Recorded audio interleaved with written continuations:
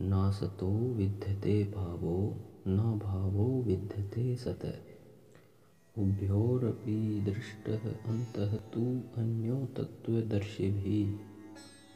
श्री कृष्ण आगे कहते हैं, तत्वदर्शियों ने यह निष्कर्ष निकाला है कि भौतिक शरीर का तो कोई चिरस्थायित्व नहीं है, किंतु आत्मा अपरिवर्तित रहती है। उन्होंने इन दोनों की प्रकृति के अध्ययन द्वारा निष्कर्ष निकाला है, अर्थात हमारा शरीर स्थायी नहीं है, यह हर क्षण बदलता रहता है।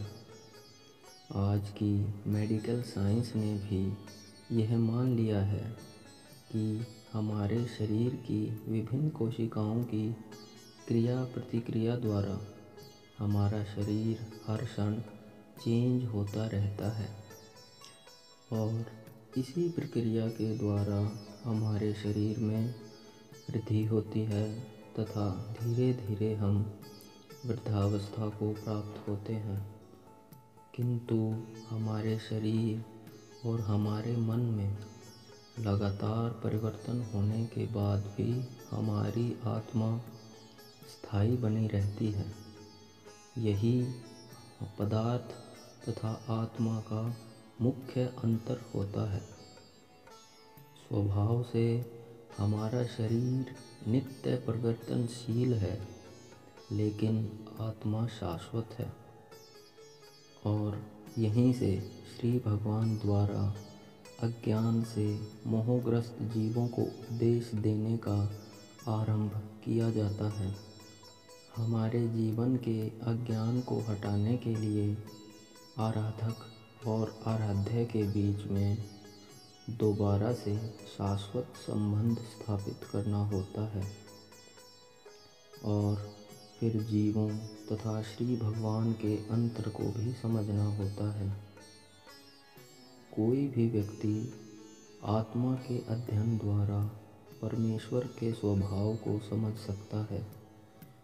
आत्मा तथा परमात्मा में जो अंतर है वह अंश तथा पूर्ण के अंतर के रूप में है। परमात्मा पूर्ण है, परमात्मा संपूर्ण है और हम आत्मा हैं जो कि उनका एक अंश है। वेदों में तथा श्रीमद् भागवत में परमेश्वर को समस्त प्रकाशों का मूल माना गया है। इस संसार में, इस ब्रह्मांड में जहाँ जहाँ भी हमें प्रकाश दिखाई देता है, श्री परमेश्वर उसके मूल में स्थित हैं। श्री परमेश्वर सर्वशक्तिमान है और हम जीव उनकी शक्ति हैं। देखा जाए तो शक्ति तथा शक्तिमान में कोई अंतर नहीं होता है, किंतु शक्तिमान को परम माना जाता है और शक्ति या प्रकृति को गौण समझा जाता है। इसलिए सारे जीव उसी तरह परमेश्वर के सदैव अधीन रहेंगे, जिस तरह सेवक स्वामी के या शिष्य गुरु के अधीन रहते हैं। यदि हम अज्ञान अवस्था में रहेंगे तो इस तरह के स्पष्ट ज्ञान को समझ पाना भी हमारे लिए दुष्कर होगा। अतः ऐसे अज्ञान को दूर करने के लिए हमें तथा सब बद्ध जीवों को प्रबुद्ध करने के लिए भगवत गीता का अध्ययन करना चाहिए। श्री भगवान श्री कृष्ण ने इसी उद्देश्य के हेतु श्रीमद् भागवत गीता का उपदेश दिया था।